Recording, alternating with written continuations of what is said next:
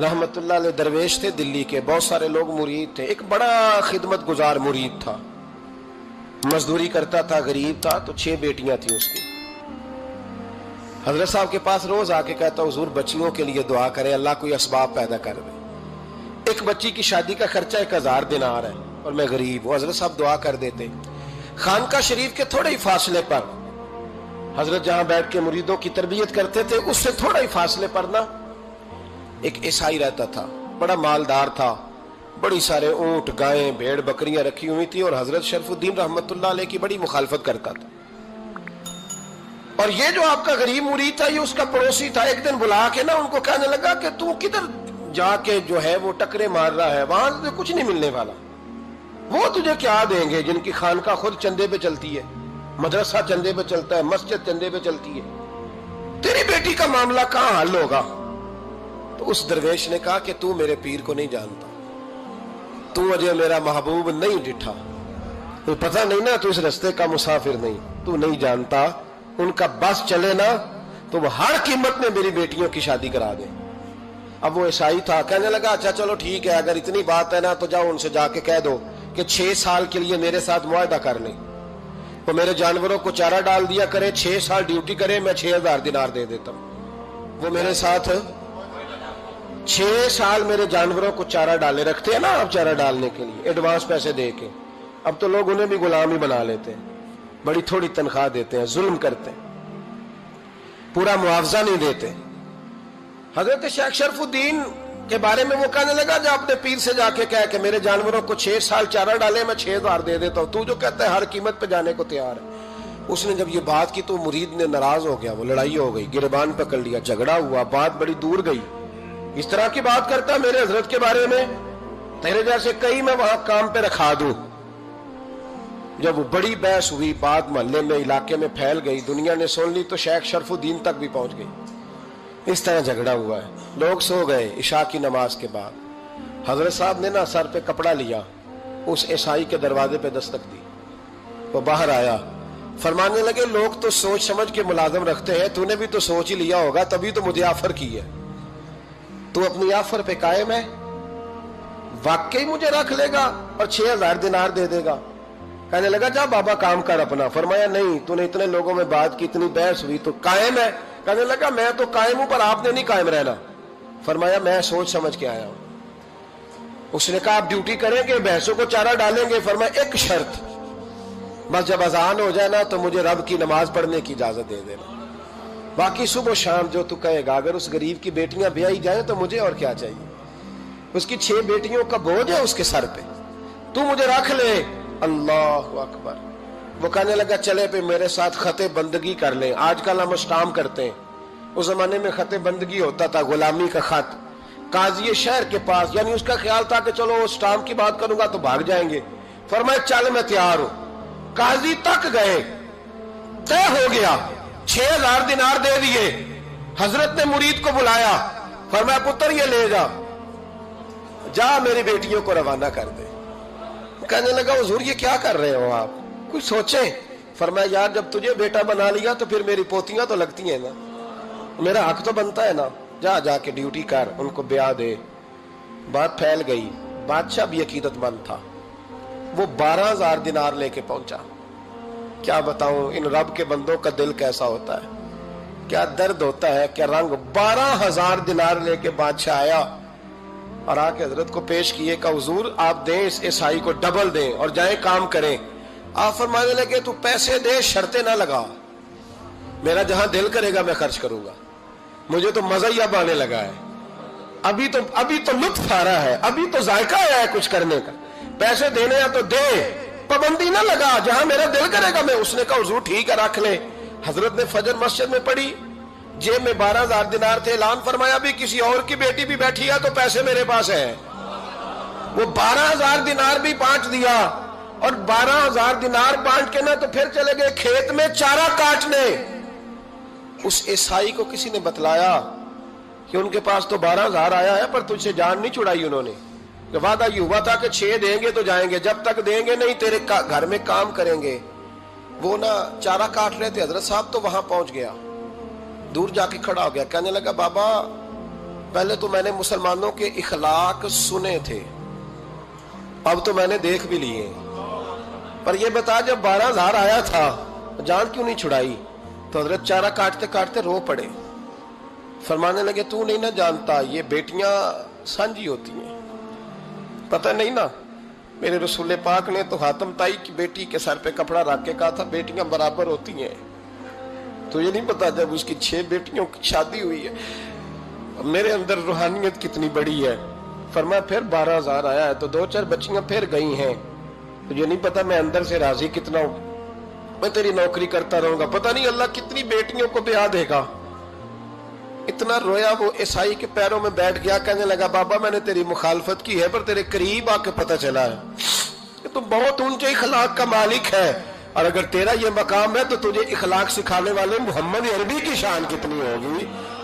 ظالم کی بولیے جاتے نہیں لوگ جھوٹے گواہ بن کے. وکیل صاحب کو نہیں پتا ہوتا کہ یہ بندہ مجرم ہے جو میرے پاس آیا. کیا مجرموں کے وکیل نہیں ہوتے؟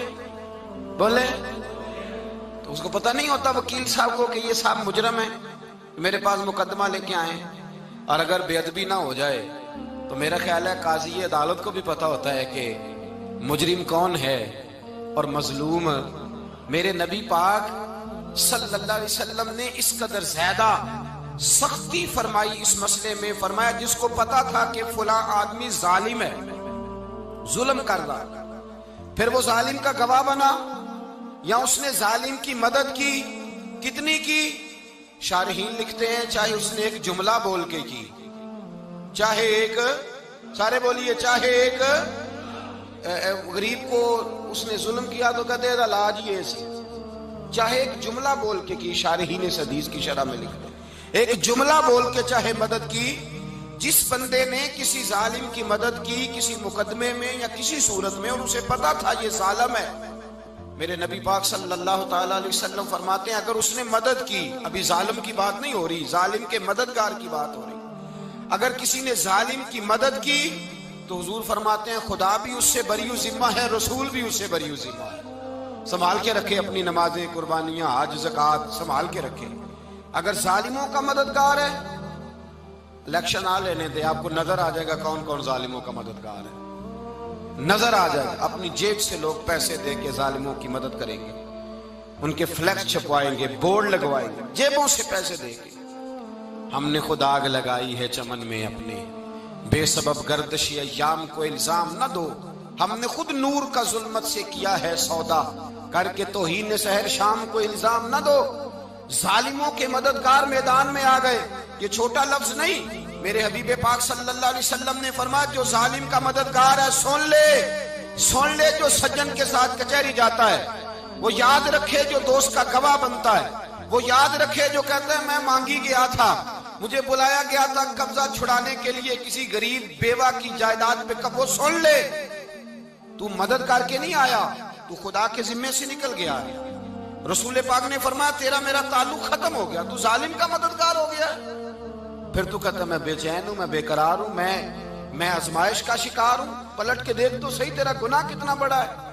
میرے نبی پاک صلی اللہ علیہ وسلم کا ایک اور فرمان سن لیں، ابن ماجہ ابو داؤد میں موجود ہے. اس حدیث کو آپ نے یاد کر لینا ہے. کر لیں گے انشاءاللہ؟ سارے کہیے انشاءاللہ کر لیں گے یاد. حضور صلی اللہ علیہ وسلم نے فرمایا اگر تو ظالم کی مدد کرے گا نا، یہ لفظ دل کی تختی پہ لکھ لینا، یہ مکافات عمل ہے، مکافات عمل دنیا، ادھر کرو گے تو ادھر بھرو گے. فرمایا اگر تو کسی ظالم کی مدد کرے گا، سن لے حضور کا فرمان ہے، اگر تو ابن ماجہ ابو داؤد سیاہ میں موجود ہے، فرمایا اگر تو کسی ظالم کی مدد کرے گا تو رب تعالیٰ مرنے سے پہلے تیرے اوپر بھی ظالم کو مسلط کر دے گا. تیرے اوپر بھی ایک دفعہ ظلم ضرور ہوگا اگر تو ظالم کی، وہ کسی صورت میں بھی ہو سکتا ہے، کسی صورت میں بھی تیرا بیٹا ہی اٹھ کے ظلم کر دے گا، تو الجھ جائے گا، کسی نہ کسی جگہ تیرے لیے تباہی کا سامان ہوگا، تیرے اوپر ظلم ہوگا، اس لیے کہ تو ظالموں کا مددگار ہے. چاہیے یہ تھا کہ تو مظلوم کی مدد کرتا، انسانی ایمانی یقین کا فریضہ سر انجام دیتا. تو ظالموں کا مددگار ہو گیا. ٹٹول کے دیکھ لیں، رزلٹ نکال کے دیکھ لیں، ہمارے زمانے میں ظالموں کے مددگار زیادہ ہیں. اتنی لمبی زبانیں نکال کے ظالموں کی مدد کرتے ہیں. بڑے بڑے کالم نویس اللہ نے انہیں قدرت دی لکھنے کی، تو اپنا قلم ظالموں کی مدد میں خرچ کرتے ہیں۔ وہ لوگ جن کو اللہ تبارک و تعالیٰ نے قدرت دی، ہمت دی، طاقت دی، کچھ لوگ ان کے حلقہ احباب میں، وہ اپنے لوگوں کو استعمال کر کے ظالموں کی مدد کرتے ہیں، ظالموں کی مدد کرتے ہیں۔ میرے نبی کریم سید عالم نور مجسم صلی اللہ علیہ وسلم نے فرمایا، اگر تو نے ظالم کی مدد کی تو جب تک تو توبہ نہیں کرے گا رب تجھ سے ناراض ہی رہے گا۔ اللہ تجھ سے، او بھائی جس سے رب بھی ناراض ہو گیا، نہ کھانا نہ پینا نہ سونا نہ جاگنا نہ نیند، پھر تیری ہر چیز تیرے لیے آزمائش ہو جائے گی، پھر تیرا سایہ بھی تیرے لیے خوف کا سامان بنے گا، پھر زندگی جیتی جاگتی لاش بن جائے گی، تو اپنے کندھوں پر اپنی میت اٹھائے پھرے گا جب تو ظالم کا مددگار ہوگا۔ اور نبی پاک صلی اللہ علیہ وسلم نے فرمایا، ظالموں کا مددگار بھی ظالم ہوتا ہے، ظالموں کا مددگار بھی، سارے بولے ظالموں کا مددگار بھی نہیں، کو نہیں، آپ سارے نہیں بولے، ایک دفعہ بولے ظالموں کا مددگار بھی، پکی بات ہے، ظالموں کا مددگار بھی۔ اللہ اکبر، جس کا یارانہ ہو، جس کا دوستانہ ہو، جو کہے میں نے نا اس کو اوکھے ویلے کے لیے ظالم کو یاد رکھا ہوا ہے۔ کبھی مشکل میں رکھے نہیں ہوئے لوگوں نے ظالم دوست، کہتے میں نے رکھے ہوئے ہیں، بلکہ ہمارے دیہات میں تو کہتے ہیں میں نے بازو بنائے ہوئے ہیں۔ کس کو بازو بنا لیا؟ ظالم بھی کبھی بازو ہوتا ہے، جو ظلم کی تلوار لیے میدان میں کھڑا ہے۔ قارون، حامان، فرعون، نمرود کا حال نہیں لوگوں نے دیکھا؟ اپنے زمانے میں آپ نے کتنے لوگ نہیں دیکھے جن کے سائے سے، آواز سے لوگ کانپتے تھے؟ پھر پولیس کی گاڑیوں میں وہ اس طرح مردہ پڑے کہ دنیا نے تماشا دیکھا ان کا۔ یہ رنگ ہم نے دیکھے نہیں اپنے آنکھوں سے۔ فرمایا ظالم کا مددگار بھی، جو کار میں بٹھا کے لے کے گیا وہ بھی ظالم، جس نے چائے پلائی وہ بھی، جس شخص نے کھانا کھلایا وہ بھی، جو کچہری تک ساتھ گیا وہ بھی، جس نے فلیکس کے نیچے، بڑے شرابی کے نیچے چھوٹی اپنی فوٹو لگائی وہ بھی، جو ووٹ کی پرچی ڈالنے گیا وہ بھی۔ کہہ دینا باہر نکل کے کہ حضرت صاحب نے سیاسی تقریر کی ہے، کہہ دینا، پر بات تو سچی ہے نا۔ خو کرے ہم تو سے تھوڑا سا گلا بھی سن لے، خو کرے ہم تو سے تھوڑا سا بھی گلا۔ امام مالک کے پاس ایک بندہ آیا، اس نے کہا حضور میں درزی ہوں، ایک ظالم بادشاہ مجھ سے کپڑے سلواتا ہے، میں تو ظالموں کا مددگار نہیں نا۔ ایک ظالم بادشاہ مجھ سے، حضور میں تو مددگار نہیں نا ظالموں کا۔ جو فرمایا ظالموں کا مددگار بھی ظالم ہوتا ہے، تو کپڑے لے کے آتا ہے، میں سی کے دے دیتا ہوں، ذمہ داری نہیں۔ یہ ایک آدمی دکاندار ہے، اس سے کوئی بندہ چیز خریدنے آئے گا تو تھوڑی کہے گا میں نے نہیں دینی، تو دے گا۔ کوئی بندہ اگر کسی شخص سے کوئی کام کہتا ہے جو اس کی فیلڈ ہے، اس کا شعبہ ہے، اس کا معاش کا وہ سلسلہ ہے، کہتے ہیں یا رسول اللہ صلی اللہ علیہ وسلم ظالموں کا مددگار بھی ظالم، حضور نے فرما دیا۔ تو امام مالک سے بندے نے مسئلہ پوچھا، دل کی تختی پہ لکھنے والی باتیں ہیں، کہا حضور میں درزی ہوں، ظالم کپڑے سلواتے ہیں، میں تو مددگار نہیں نا۔ امام صاحب کہنے لگے نہیں، مددگار تو وہ ہوگا جو تجھے سوئی دھاگا فراہم کرے گا، تو تو پورے کپڑے سی کے دیتا ہے، تو تو خود بہت بڑا ظالم ہے، تو پورے سوٹ سی کے دیتا ہے، تو تو بہت بڑا ظالم خود ہے۔ مددگار تو وہ ہوگا جو تجھے دھاگا دے گا، جو تجھے بٹن دے گا، جو تجھے نلکی دے گا۔ جو ظالم سے اتنی نفرت ظلم کر کے بندہ آئے، یہاں تو ہمارے زمانے میں ہیرو بن جاتے ہیں لوگ، ظالم ہیرو ہے، لوگ اس سے ڈرتے پھرتے ہیں، گھومتے پھرتے ہیں، اور بہت سارے کم مزاج لوگ اس کے پیچھے ہاتھ باندھ کے پھرتے ہیں۔ ظالموں کی مدد کرنا، ظالموں کے ساتھ رہنا، یہ ظلم ہے، ظلم، یہ زیادتی ہے۔ میرے نبی پاک صلی اللہ تعالی علیہ وآلہ وسلم نے ارشاد فرمایا، یاد رکھو رب فرماتا ہے میں مظلوم کی مدد ضرور کروں گا، چاہے جلدی کروں چاہے دیر سے کروں، میں مظلوم کی مدد۔ اور حضور صلی اللہ علیہ وسلم نے فرمایا ہے، حضرت معاذ بن جبل کہتے ہیں حضور نے مجھے یمن کا گورنر بنایا، جب میں جانے لگا نا تو حضور نے بڑی نصیحتیں کی، بخاری میں موجود ہے، فرماتے ہیں جب میں پلٹنے لگا تو میرے رسول نے فرمایا معاذ ایک منٹ ٹھہر جا، ایک بات میری یاد رکھنا، اس کو نہ بھولنا۔ کہا حضور کیا؟ فرمایا دیکھنا کسی پہ ظلم نہ کر بیٹھنا، کہیں تجھ سے زیادتی نہ ہو جائے۔ محبوبہ پھر حضور نے فرمایا سن میرے معاذ، میں تجھے گورنر بنا رہا ہوں، زیادتی نہ کر بیٹھنا۔ یا رسول اللہ صلی اللہ علیہ وسلم کیا ہوتا ہے؟ تو میرے کریم نے فرمایا جب مظلوم دعا کے لیے ہاتھ اٹھاتا ہے تو عرش کا مالک کہتا ہے فرشتوں پیچھے ہٹ جاؤ، عرش کا مالک کہتا ہے فرشتوں پیچھے ہٹ جاؤ۔